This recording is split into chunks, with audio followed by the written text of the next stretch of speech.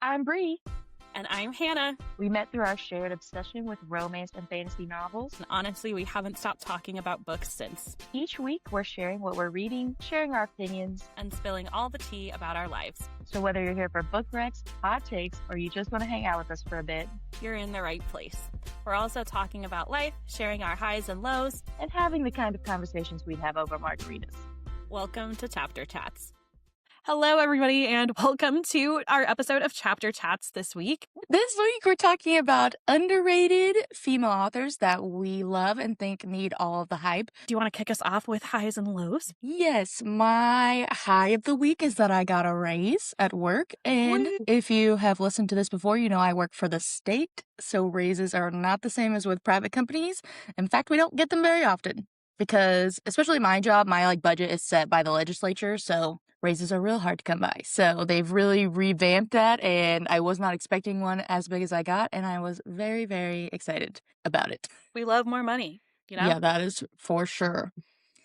And my low is that I just am fighting this, late winter, early spring gunk, and I'm so over it, and it's just really annoying. I'm sorry. I hate the I think I've said this in a previous episode, but I would so rather that just be in bed sick for 2 days and then better instead of the ongoing just never cold leaves. Sinus cough thing. Yeah. Yes. Well, I hope you feel better soon.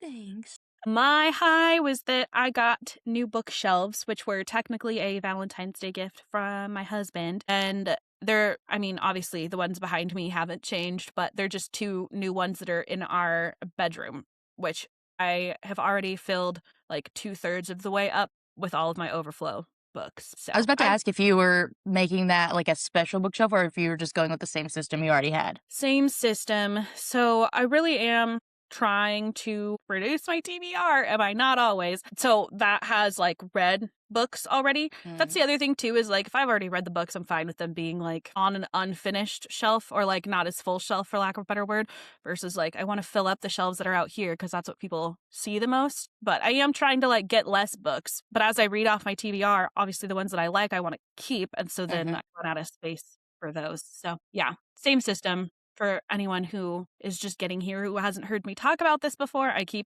all of my books organized by author's last name alphabetically, and then I just split my TBR and my already read books. So it's very humbling for me because I can see very clearly how many books are on my TBR versus ones I've already read.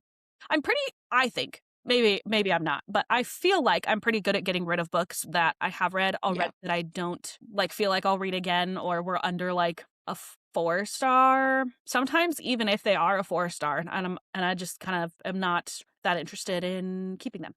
So that's my high, new bookshelves. It's fun to watch them build them, but then me getting to rearrange everything and find a new spot for all my books is nice. It scratches that organizational. Is that organizational? That word feels fake itch in my brain. So that was well. Now we got to double check. Yeah. So that was that. And then my low, I, again, don't really have one particular moment that was a low, but I feel like my boss really likes the work that I am doing. And so he wants me to do more of it. But I'm if I'm not going to get paid more and I'm working, for everyone who doesn't know, I don't work on Fridays. So I should theoretically have less work than all of the other attorneys that I work with. But there's one particularly that love her, but she does maybe 1/3 of the work that the rest of us do, and she works technically more than I do. And so I feel like I'm getting punished for being better at my job than she is, which, my boss would never say that. It's just my own interpretation, but it does make it annoying because I feel like I have enough stress to basically be working 40-hour weeks, and I'm intentionally trying not to do that. So that's life right now. Woo! How about a recent read? My recent read was Dark Age by Pierce Brown. I've been continuing through the Red Rising saga, and I will say that this book was 5 stars, but it was simultaneously the most depressing book I've ever read in my entire life. This is literally the bleakest book. There was no for anyone. Everyone was sad. Everyone was depressed. Awesome. It was not a good time for any character at all. And I still loved it. It was still a 5-star book. The writing is immaculate, but it's probably my least favorite in the series just because I love a good emotional damage moment, but this was a never-ending one for everyone. There was no good anywhere in sight. I'm not really selling it. It was phenomenal, but I feel like I hear definitely- that from everybody that's read all of the books, that there's just no redemption ever. no, this book, it was but his writing is just immaculate. It is so good. The battle scenes were so good. The plot twists, the character development, 10 out of 10. It just was also horrifying. Can't Well, wait for you to read it. I think Michael and I are starting. He got Iron Gold from the library, so I think we should be starting probably sometime this week. I'm excited to see your perspective on all the point of views. What does that make your rating right now then, or ranking of the books? Well, I finished them all now, and so I think Golden Sun will stay at the top. I'm going back and Interesting. I'm Okay. going back and forth with Golden Sun and Lightbringer as my number one. I'm trying to sit and ruminate for a few days before I make my final, but right So now that's it's 1 Golden. and 2 then. Yeah. So Golden Sun, Lightbringer, Morning Star, Iron Gold, Red Rising, Dark Age would be my ranking. Interesting.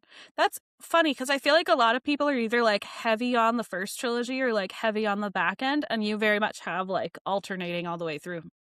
Yeah, and everyone I talked to said Iron Gold was the worst book and it was terrible. And the point of views threw me off at the beginning, but I actually really, really liked it and thought that I feel like a lot of times in dystopian or books about war or regime change, it's oh, we had this big battle and now we're in charge and everything's good. And I think that this really showed well, that's not really how the world works. You don't overthrow an evil empire and then the next day everyone's yay, we love you.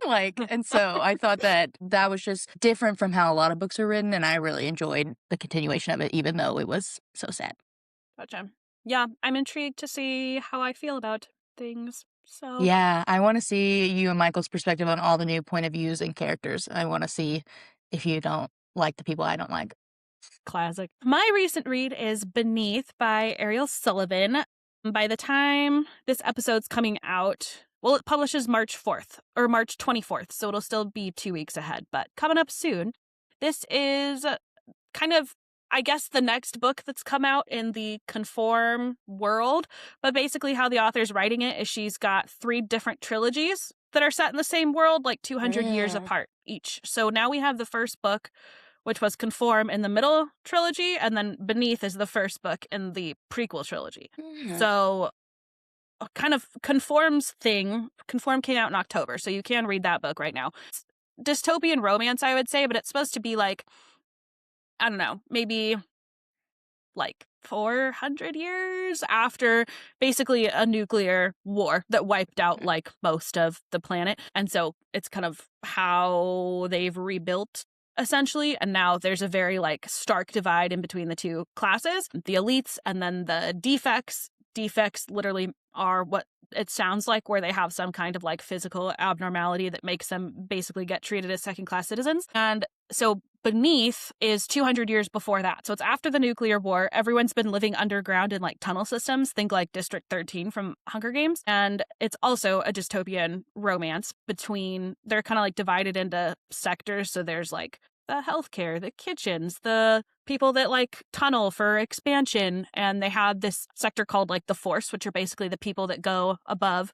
in fully decked out radiation suits and stuff to try to find either other groups of civilizations or more supplies or just anything to keep this underground colony able to survive functionally. And so our main character was working in the medical wing, and she has some natural immunity, so anytime there's big illnesses that sweep the whole colony, they somehow her, and so she's been really effective as they don't call her a nurse, but as a nurse functionally. And so she's brought on to this team in the Force to be their basically in-field medic, and her and the commander. The tension's so good. And basically they find out that the whole colony was lying to them about whether or not they're on the brink of collapse, more or less. Everyone thought they had a lot more years, and it turns out they do not. It's kind of them investigating that whole situation. But I don't know what it is that this author puts into her books, but it is crack. I have read both of them in under 24 hours, counting sleep and a work day. And I just love them. The way that she writes keeps you on the edge of your seat. I want to say it's slightly, I would compare it almost to Fourth Wing in terms of it feels very different and it feels very addictive, but I think she has a lot better world building and a lot better character work than Fourth Wing, because even though it is a romance, I feel there's not like an A romance plot and a B plot, everything else. It's much more like 50-50, if not tilting a little bit more on the plot and other characters too. There was like a lot more found family in this one, I think, than just focusing on like the two. Well, Conform was a love triangle, so you kind of were focusing on Emmeline and then the two dudes. One was a defect and one was an elite. But the problem that I have with this one is that it's not a problem, but every single one of her books leaves off on like a mega cliffhanger, and I have no idea what order she's going to publish the rest of the books in. So it's kind of like I have zero resolution on anything and probably won't for a long time. But it's a really interesting world, and I like the almost like historical aspects that get woven into it, because you're learning, obviously in the prequel, more about how Conform came to be, and then you can see kind of like tidbits. So I think it's a really interesting world that she's crafting, and I think it's going to end up being like basically the equivalent of like dystopian sci-fi Shadowhunters, kind of. So yeah, highly recommend. That's Beneath by Ariel Sullivan. Do you think that her choice in publishing, do you think she has like a reason for like, are events from the prequel going to directly impact and like interweave in? Because I know the publishing like schedule, how you said she did one in this trilogy and now she's doing one in the prequel. It really reminded me of the From Blood and Ash publishing schedule. I don't know if you know much about that, but she like published the first 3 books and From Blood and Ash, and then she published the first book in the prequel. Then she did another From Blood and Ash. Then she did another, and she was like, "You need to read it in this order because the events are like interwoven." So I didn't know if that. I would guess there's probably some science behind why she's doing it. It's unclear to me yet because we only have the 2. Yeah. And so obviously the characters that were 200 years before are not in Conform at all. Probably, I would guess they have some relationship to each other. Like the way that one of the guys, not the main character, but one of the like found family, other members of her force unit is described to look a lot like one of the love interests later. But it's like any dude can have blonde hair and green eyes. So like, I don't know, but that would be interesting. Conform was her debut, so she hadn't published any other books before that. And her publisher is Thousand Voices, which is Jenna Bush Hager's new imprint. And Conform was their first book that they did, and the first book that they signed. She was the first author that they signed multiple books on with. So I'm sure they have a plan, and it'll like make sense. But I don't know. She hasn't said anything off the top about. You know so much more about your books than I. Well, I've like looked into this one because this is, I think, the first book where I literally like emailed and DM'd the publisher and was like, "Can I please have an arc to this? Because I want it." And they said, sure. And they sent me the NetGalley arc, and they sent me a physical version, which is over there. I'm not going to go. Yeah, that's really, you don't ever do that. No. And I give, other people can do whatever they want. I give myself the ick when I think about like begging for books. You know what I mean? Because it's like, if you really want the book that bad, then like you should be willing to spend $20 to buy it yourself, I think. And if the publishers want to send you books or you get stuff on NetGalley, like great, that's amazing for you. But I feel like a lot of people go the route of, I'm going to try to guilt this publisher into giving it to me. That makes me uncomfortable, which I'm not saying sending a single email is doing that. But I don't know where the line is for myself personally. So I haven't done that previously. But I knew that is posting any Instagram stories, tagging a publisher over and over. I hate that. Yeah. Ugh. Yes, I do agree with that. That's a big no-no for me. Yeah, but I did know that as soon as, and sometimes like publishers or like PR companies or whatever will send me things, and I feel bad asking if I know for a fact that I like won't necessarily get to it immediately. And so this one I was like, if they give it to me, I'm reading it. And I'm reading it well in advance of when it comes out. So, and I did, but yeah, that's my recent read.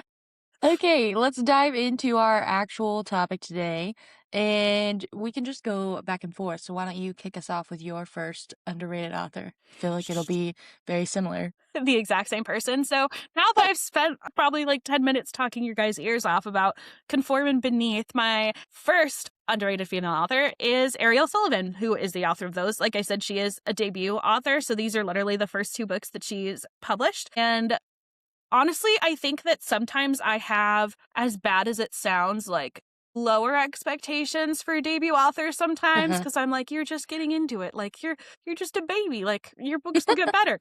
But hers have been like bangers straight out the gate. Like I would not have guessed that she was a debut author had I not like known that before even reading them. And I think she's just doing something different, which I feel like is really hard to do in this climate where there's a lot of indie publishers. We have KU, we have a lot of inroads to publishing that I think didn't previously exist. And social media makes it such that if you can kind of rack up a big following as an author, it's going to be a lot easier for you to even get traditionally published than it used to be, even like 10 years ago, back when I would say social media didn't have nearly the same influence that it does now. And so with all of that, obviously come a lot of stories with really similar worlds, themes, tropes, characters, all of that. And so the fact that she was able to take something, I would say, that would appeal probably largely to romantasy lovers, but it's a sci-fi book and dystopian. I don't know. It just feels like she's doing something very different. And I'm very sensitive to, I think I've gotten more so this way. But I don't like when there are romances that are just plopped into like a different world for the sake of it. Like, I want the world to actually like mean something or influence the story in some way, as opposed to being like, this literally could be a contemporary romance, but for there's a bad boy in it. Like, that's not interesting to me, you know? But for there's a dragon. That's what I mean, though. It's like they're just thrown in for the sake of it. And so I think her taking this new world that is super creative and imaginative and not like anything that I've seen before is really hard to do. And so I give her props for that. And having a good book on top of it, obviously, is a big winner as well. Okay, my first author is Lex Martin, and I have recently been diving into her backlist because she actually has a really big backlist. So I've only read one full series, and then I'm halfway through another, and I have the rest on my backlist to go. But the first series I read by her was the Varsity Dad series, which is literally just like sports romances and all different takes on single dad, accidental pregnancy, single mom. Like every single book has some variation of that trope. And I actually saw it on Book Talk, and someone was talking about, I think it was the third book in the series, which I never do. But I was like, wow, this sounds really good. And that book was called Second Down, Darling. And it was basically about this girl who had been in love with this guy, but he was dating her sister. The sister got pregnant. She moves away to get away from him because she was in love with him and her sister like stole him. The sister leaves, so now he's a single dad and he ends up moving to the college she's at and they end up reconnecting. It is as angsty and as drama filled as you would expect. And I literally binged it in like a day. It was so addictive and so fun. And I think that her romances are just the perfect, like, filler romances sound bad because they're really good books, but they're super bingeable and easy. And there's a lot of angst and drama in it, but it's not the kind that like makes you feel sick. Like, it's very like contained to the story and there's always a really good resolution. And I just think she's really good at developing characters and like found family across several books. And every time I start a series, it's just her character development in these romance books is just really, really good. And I love like a character community that I can like sink my teeth into. And I think that's what she gives us. And yeah, and she's also like the sweetest woman ever. Like, she's always engaging with my TikToks. And like, she sent me 4 of her books for like posting a review because she just randomly saw it and she messaged me and was like, oh, I want to send you books. And so she's just a really sweet human on top of writing really good romances. And she's, well, you said she has a big backlist, but she's indie published, right? Like, you found her on KU. Yeah. So Yes, super easy to read her books if you're interested. Yeah, all her books are on Kindle Unlimited. The Varsity Dads is, like I said, all like sports romances, but now she has I think it's the first book is Stealing Hearts. I cannot remember what the series name is, but it's all like single dad, single mom, cowboys. More Two of my favorite things. One thing about Brie is that she loves an indie romance author with a huge backlist. That is the truth. You'll see that with the rest of my list. Yeah, that's funny because looking at them, I picked all fantasy authors, or like mostly. I have one sort of half and half, and all of yours are contemporary romance authors. It's interesting. Yeah, I feel like I don't read a lot, or I haven't yet read a lot of underrated fantasy books, I guess I would say. Like, I feel like sometimes I've read books before they become really big, but then eventually people get on the hype, so then I'm like, well, it's not really underrated anymore. Yeah, that's fair. I feel like I have, well, I don't know. I don't know that I could say I like read more or less of like one thing or another. I do think you read a lot more romance than I do, but I feel like that's not really a secret. No, but I also think I read more on Kindle Unlimited than you do, so that, Yeah, I haven't even had Kindle Unlimited in like 6 months. yeah, and I live on Kindle Unlimited. I have like 20 books checked out from there right now. Nice. My next one is Catherine Doyle. If you don't know who she is the author of The Dagger and the Flame and The Rebel and the Rose, which just came out in December, I think, which is a sequel to that. And I should have done more research on this because I honestly don't know if that was her debut or not. I know it's her first traditionally published book, but I think she might have another series. But don't take my word on that because I'm not 100% sure. And I think so technically The Dagger and the Flame, the Phantom series, is like upper YA new adult fantasy. And I think she does a really good job of not, this is going to sound bad, but like dumbing things down because they're intended for a younger audience. Mm-hmm. And I read The Dagger and the Flame first last year, and then I still need to read The Rebel and the Rose, but it was just the most like addictive, sweep you away kind of fantasy. It felt like it gave me like Vampire Diaries vibes in the sense that it's like you just can't peel your eyes away from it, even if it's not like doing anything that's like hugely new or different. It's just such a fun time. And I think for me, like when I'm reading, the most important thing, even though I pay attention to like characters, plot, themes, or whatever, is just like my personal enjoyment as a whole. And I think she is so good at creating fun, enjoyable books. The Dagger and the Flame ended up being my, I think, second favorite book out of all of 2025. So if that tells you anything, because I read almost 200 books a year, like that's a hard slot to take over, top 1%. And yeah, so I hope more people read that series. I think it's really great for anyone who likes romantasy and anybody who tends to not like romantasy as much but still likes fantasy, because the romance didn't feel like it was, again, the sole point of everything. It's on my list. I think you'll Actually, like it. It's on my shelf somewhere behind me because I have the fairy loot of The Dagger and the Flame. So I'm so jealous you have that. I looked it up. It is actually the last month that I didn't have fairy loot. I figured it was right there. Yeah. But, well, maybe one day I'll gift it to you. No, you should keep it. If I run out of gift ideas like I'm that would easy ever to shop happen. for. That won't happen. Okay. My next author is Carla Sorensen, and along the same veins as Lex Martin, she is a indie published. I think she may have one traditional through like Montlake or Amazon, but most of her repertoire is indie published romances. And Carla Sorensen is really, really good about like she creates a family or a world of characters, and she'll introduce side characters, and eventually she'll take those side characters and give them their own series. And so it just like builds and builds and builds, and they're all interwoven and connected. So one of my favorites is the Washington Wolf series, which is a football romance series. There's 3 books. And then in the last book, you have the whole premise is basically this football player has taken custody of his 4 younger sisters. And so then the next series is the 4 younger sisters, and they each get a book. And then the next series is the children of the people from the first series getting a book. And then that series after that follows the girlfriend's family from one of the characters in that book. So it's just like she just continues to build in the world she's created, which I think is really fun because so many times authors introduce all these characters and then they have ideas for other series, so they move on, which is great. But I really like that Carla Sorensen takes the time to really develop her world and her characters, and like it just makes you feel like you're a part of this world because you've seen everyone grow and change from childhood almost to being an adult. And I think that's something really special that a lot of authors don't do, and that makes me feel really connected to her characters and actually care about the universe that she's writing. And almost a majority, at least, not almost all, but I would say a majority of her books are like 300 pages or like 290 to 300. Nice. So if you don't, like, especially for me and Hannah, we read a lot of really thick fantasy books. And so sometimes I want to start a new book, but I don't want to commit to another 600 pages. I just want something short and simple in between. And her books are my go-to because it tells a full story, but it's not a huge commitment, and they're always good. It's just a little snack. Exactly.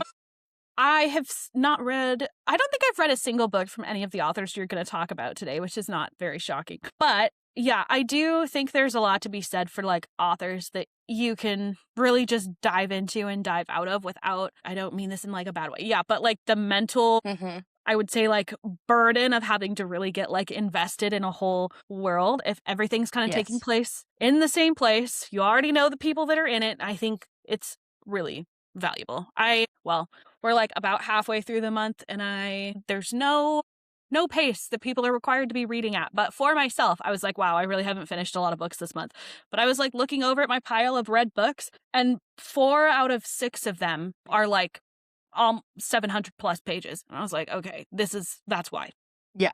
Whereas, like, I don't think I read Lightbringer this month, which was like 600 pages. But That's a besides that, chunky I one. haven't, yeah, I was like, but besides that, I haven't picked up a fantasy book this month. And so it's all been short romance. So I think I have like 10 books or 12 already. But besides Lightbringer, they were all like less than 300 pages. Also, I've been trying to get all of those in before my Lent challenge starts on Wednesday. So I've been reading a bunch of really short basketball romances. There you go. I don't know if we said this off the top, but we each picked 4 authors. So my third one is Kristen Ciccarelli. I'm still not convinced that I'm saying her name correctly, but this is the author of Heartless Hunter and The Rebel Witch. This is not her first duology, though. She has a whole nother trilogy called The Last Namsara, I think. I didn't know that. I conveniently have it located right here behind my head. They look really cool. Ooh. They're very like, I feel like they're giving early twins. I don't think that's when they were actually written. I think it's because it makes me think of Hush Hush. This gives me like delirium kind of though. You know, Yeah. like it's about a dragon slayer. Oh, that sounds good. I gave you no other details, just dragon slayer, and you're like adding to TBR. I'm sold. I'm easily Asha pleased. conquers each dragon and brings its head to the king, but no kill can free her from the shackles that await at home. Her betrothal to the cruel commandant, a man who holds the truth about her nature in his palm. She's a child of sky and spirit. Okay? So, Okay. anyway, I haven't read these yet, but they're clearly on my TBR. Yeah, I think she is just very... Oh, she also wrote A Dark Forgetting, which was released as some other title for a bit, but just got re-released in, I want to say November. And I have that as well, probably right here, because everything's organized by author. And it's got like pretty sprayed edges. This one seems a little bit less. Emmeline enters the court of the fabled Wood King and makes a deal. Her voice for her grandfather's freedom. That sounds like Little Mermaid-ish, yeah. But I'm unclear, because I didn't read long enough, if that's like her actual voice or just like her ability to weigh in on things. You know what I mean? Anyway, as I put these back awkwardly. Shut up. She, I feel like, can do a lot of different things as an author, and I think so. I've been to one of her author events for the release of Rebel Witch, and so I got to hear her talk about her writing process a lot. And she bases all of her books. She like takes a central idea from something. So like Heartless Hunter was, I think, I want to say it was a musical called like Pipkin or something. I don't know. But she like twisted the details around a bunch and then came up with Heartless Hunter and then set it in a different world. So she had kind of the characters and the plot before she knew whether it was going to be like contemporary or fantasy and whatnot. And I think she just thinks really deeply about what she writes and treats all of her stories really as like a craft that she's kind of weaving together and stuff. And I think not that there's anything wrong with other authors having different processes, but you can really tell like the care and the intention that she puts into her stories. And I think it makes them a real pleasure to read, honestly, because you can tell that she's really thought about them. And I think that makes at least like Heartless Hunter and Rebel Witch felt very fresh, even within this very pervasive now romantasy genre. Like, I feel like there's no one that was doing like a witch hunter book the way that she was. And another thing is that I think she knows when to stop, which sounds bad, but I feel like there are a lot of authors that could have extended that story based on the success of Heartless Hunter into like a multi-book situation, whereas I feel like she was like, I perfectly plotted 2 books, so I'm going to provide 2 books. And there's something to be said for that too. So I think she is just she treats writing like an art form, and I have a deep appreciation for that. Oh, and I think like I love a super long series, Throne of Glass, Agatar, like I love long series, but I also think that we have kind of lost like the value of a good like duology or trilogy, because now everything is 5, 7, 8 books long, and like obviously like there are some stories that can be that, and I love it. But also, like, the ability to write a contained, fully developed world in 2 or 3 books is a skill, and I love a good duology trilogy. Like, I think we need more. Yeah. And we've talked about this before too, but I think there is something to be said for earning your pages. So if you're going to have this giant epic series, you should have enough characters, depth of themes, plot lines, all of these things to make it actually be 8 good books and not 7 good books, or not 7 like mediocre books that lead up to your like 1 or 2, kind of capstone pieces at the end, because why am I going to put in that much effort to a bunch of like mediocre books?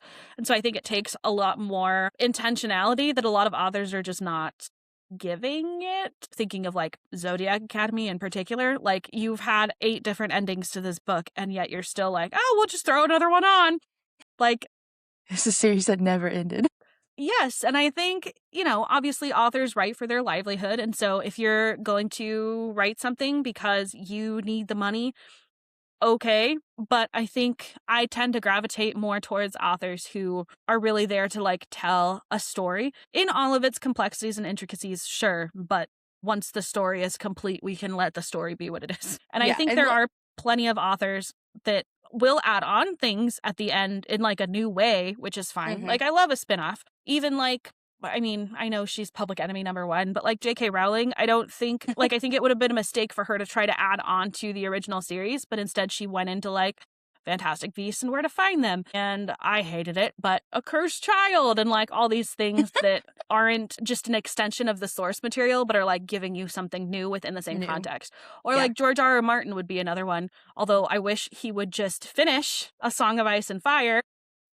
Hello. But he's done a couple of other things that aren't impacting the original story, but are just adding to it in a different way. So yeah, I loved Fire and Blood. I think he does really good too, because he doesn't just write like the fantasy like J.R.R. Tolkien. Like, he's actually created this like whole world, and he'll be like, here's a history book in that world, and here is this in that world, versus just like writing story. Like, he's literally like, it just expands it in a way that makes you feel fully invested in it. Yeah. And I think it takes, I mean, obviously a lot of work and a lot of time to be able to world build like that, even before you have a story necessarily. So anyway, we got off topic a little bit, which is my fault. But point being, I think Kristen kind of excels at knowing when she's not going to do that and being able to like focus really well on the story that she wants to tell and just telling that. How about your next one? I was going to say something about Kristen, but then I totally blanked on what I was going to say. So I will say I really liked Heartless Hunter. So my next author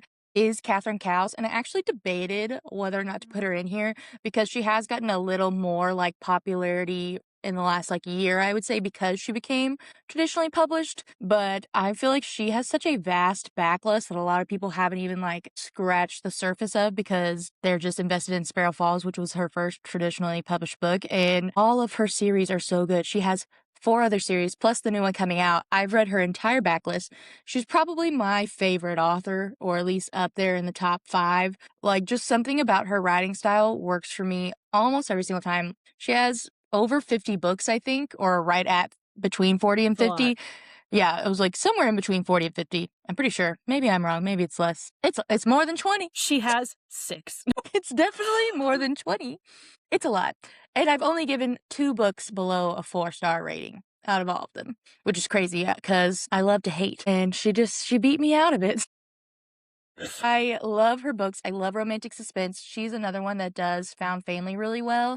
And especially in my romance books, I feel like that's just something that I really want and appreciate when you develop the entire core of a romance couple's arc, because sometimes it's so focused on the couple, we forget that they do have things outside of them that impact how they view things, how they act, how they react, all these things. And she's really good at developing the entire scope of a person's life and making you invested in all facets.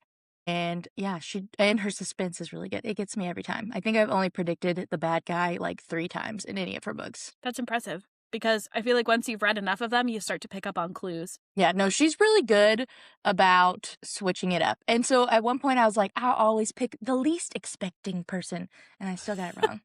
Way to go. Yeah. You should always pick who you most medium suspect. Yeah. I, again, have yet to read a Catherine Cowles book, but I think I'll like her books when I do get to them eventually. I also have a bunch of them. You They're can right there. probably see them. Yeah.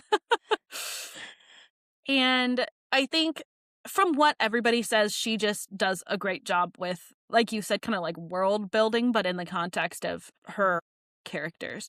But Yeah. I do think that adds a level of depth to them that you don't get in a lot of romances, because you get to know her characters, it sounds like, as, family members, as friends, as, a lot of different roles aside from just like this person's girlfriend or whatever. Yes. So, And that's like sometimes I enjoy the aspects of the story that are about, the mother-daughter relationship or the father-sons or the sister-brother. Like, I enjoy those just as much as I enjoy the actual romance aspect, which I feel like is a really testament to her writing, because in other stories, I don't care. you're like, I don't give a.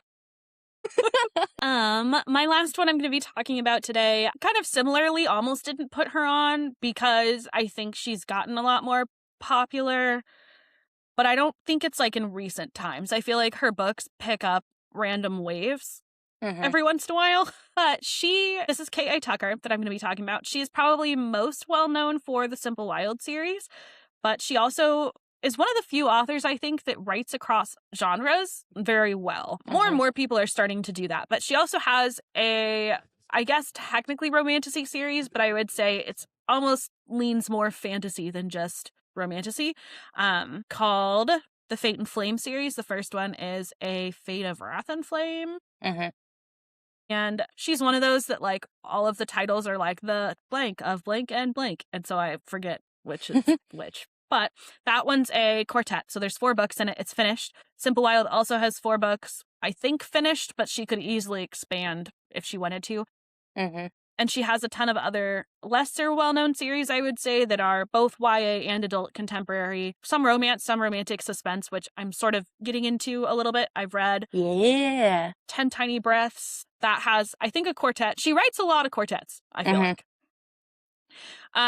But she did start as an indie author. A lot of her series are still indie published. I think, is the Simple Wild trad pubbed now? I think just the Simple Wild. I don't think they published the rest of the series. Gotcha. Yeah. Because I think I have I think it was with Atria, maybe. Oh, yes. Yep. That's what I have. But they didn't do like the rest of the series, which, come on. I think, sorry, I'm yawning so much. I think her breadth of talent is just really impressive, and that she's able to write in different genres so well. I think she's very good at writing very emotionally deep stories that pull on your heartstrings in a lot of different ways. Like the Simple Wild, I know a lot of people love the Simple Wild. I love the Simple Wild. Like, that's probably my favorite. If I had to pick like one romance book that's like, pick one that is your favorite and that's what you get to read forever, I think it would be the Simple Wild. But a lot of that isn't even because of the romance. It's because of the relationship between our FMC and her dad that I think K.A. Tucker does a really good job writing. And there's relationships like that throughout all of her stories. Like in her fantasy series, I really like the brother and sister relationship between our MC and his sister. Well, there's 3 of them, but specifically just the 2. And I think she does a really good job kind of examining books from the standpoint of, what if we tweaked this one thing here? What would this relationship look like? Or, if we took this girl from Vancouver out of Vancouver and dumped her in Alaska, like what would that be? So I think she kind of plays with a lot of hypothetical scenarios that end up kind of creating the premises of her story, and kind of the antithesis to Kristen Citrelli, who I was just talking about. Like, I feel like she does a good job of just seeing where things go. And I talked about this, I think, a couple of episodes ago, but she's also one of the few authors that I've seen in a contemporary romance that have taken the same couple throughout multiple books and like stages of their relationship. And I really appreciate stories that explore more than just the like falling in love portion of it, which kind of goes to what Brie was talking about with getting lots of different stories of people who are connected in the same world. Kind of similar thing for me. Like, I like to know what happened beyond the like proposal, or like beyond you having a kid or something. Like so many books kind of end at that point, and that's not the happily ever after, when there's so much ever after that I want to know about. yeah, so I think she's doing something very unique and interesting and different in the romance space and in a lot of different spaces besides romance. So she's very versatile, and I like that. This is off topic, sorry. Have you not read Matched? I just saw it behind you and I was like, is that on your TBR side? It is because I want to reread it. I haven't read it since I was like 13 maybe, and I never owned it. So I was like, I just got really distracted there for a second because I was like, she has to have read Matched before. Okay. I was like, that was right up our alley. Yeah, I've kind of divided them by like books I've read as like an adult or still remember enough as a kid to like say that I've definitively read them still. So that one's, yeah, I just want to reread it. Okay, sorry, not to get off topic, but I just saw it and I was like, no, you're good. I gotta pull my legs out. They're getting numb. And because I just rearranged my shelves, now you have different books behind me than you usually do. So I'm sure you're like, I was like, what are those back there? Okay. And my fourth and final, I have a hair in my mouth. Let me try that again. My fourth and final author is Samantha Young, who I have not read her entire backlist because she's got a ton. She actually has, like Kay Tucker, she has a fantasy, like, vampire romance thing. It's kind of like a vampire set in the modern world. I don't know. I have it on my TBR to read one day, but she has dabbled. I only ever know her as like the contemporary Scottish. Yeah. Yeah. I think she writes it under like S. Young instead of Samantha like Seven. I don't know. But it's like Bitten by Destiny is the first one. Anyway. What a title. But I have been slowly making my way through her backlist, and actually I discovered her randomly. I'd seen someone else talk about her books, and I requested an arc of her Beyond the Thistles, which is the first book in the Highlands series. I'd never read anything else by her. I got approved. I read it. I absolutely loved it. I gave it 5 stars. It is romantic suspense, bodyguard, small town in Scotland. And like the whole premise of that series is it's a spinoff of the Adair family series, which I still really liked, but I loved the Highlands more. And in the Adair family series, you meet the Adair family, and like the big brother kind of person in that family is a famous actor, and so he moved back to Scotland to create this like haven basically for really famous people to like pay to come to so they can escape being famous. And all these bad things start happening there. And so like his bodyguards helping them discover it. It's like all these different family members and hotel employees and small town like residents. And again, similar to Catherine Cowles, she just develops the community really well. And so really, it's almost like the small town community is its own character because it has been given so much life. And I love the Scottish small town setting. All of the audiobooks have Scottish narrators. It's just very immersive. And the suspense is always on point. So she's a really good time. I don't think I own any of hers, but I do have her on my TBR as well, especially because I love Scotland. That's one of my, like, I would read anything set in Scotland. Yeah, I think you will really like, especially the Adair family and the Highlands series, because it's like small town Scotland. And like I said, the setting really plays a big part. Cool. I'm excited to get to her. I feel like she's one of the ones that you've liked for the longest on this list. Yeah, she actually read her Beyond the Thistles before I ever read a Catherine Cowles, and that's what made me be like, oh, I really like romantic suspense. Let me read some more. Cool. Well, those are our 4 underrated authors each. Today we're going to be talking about unpopular opinions. Sorry, I could only sit one place so long on my floor without my back being like, hey, we hate you. No, I feel you. My back and then my leg starts to go numb. I'm like, okay, I got the tingles. I gotta move it. Do you have an unpopular opinion that you've thought of already to talk about? Shoot. I don't remember what mine was last time we talked about this. I think I talked about love triangles. I think you did, and I think mine was about DNFing. Okay, what's yours this time? No, I think mine was about spoilers. Okay, so my unpopular opinion is that I love the accidental surprise pregnancy trope. It gets so much hate, and I see all these stupid TikToks of people being like, accidental pregnancy. No. I love it. I love all the babies. Give them to me. I want a baby in every book I read. I love love, and I love marriage, and I love babies. I'm not ashamed. Mine is, I think there's a lot of people that are very obsessed with keeping their books pristine and wanting them to look like no one's ever opened them.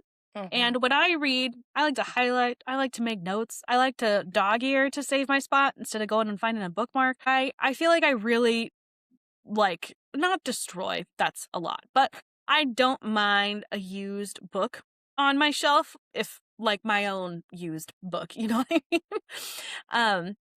I'm pretty careful about keeping my special editions in like decently good condition, but even those, like, I'll dog ear, I'll highlight things that I like in there. Like I think if you love a book and it's your book, that people are way too precious about things. Like, what's the point of owning something if you're not gonna use it?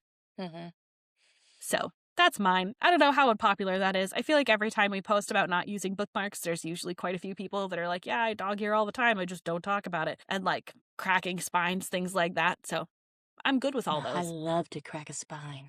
I don't do it to my sprayed edges just because I don't want the edges to not line up, but everything else is fair game. Like, I'll take a weed whacker to my book if I want to. It's my book. I paid the money. I can do what I want. Perfect.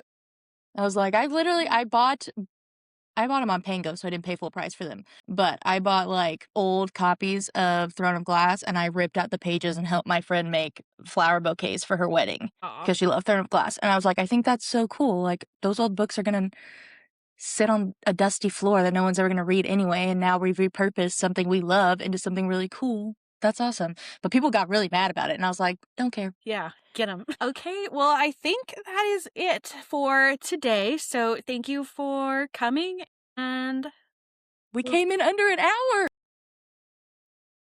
yay! And we will see you guys here next week for a new episode of Chapter Chats. Catch you then. That's it for today's episode of Chapter Chats. You can find us on Instagram and TikTok at Chapter Chats Pod. And you can find me, Bree, at Brazen and Bookish on Instagram, TikTok, and YouTube. And you can find me, Hannah, at Bookshelvish on Instagram, TikTok, YouTube, and Substack. Or you can email us at chapterchatspod@gmail.com with book recommendations, episode ideas, or just to say hi. And if you enjoyed this episode, please leave us a review, follow, and subscribe on your favorite platform. Catch you next chapter.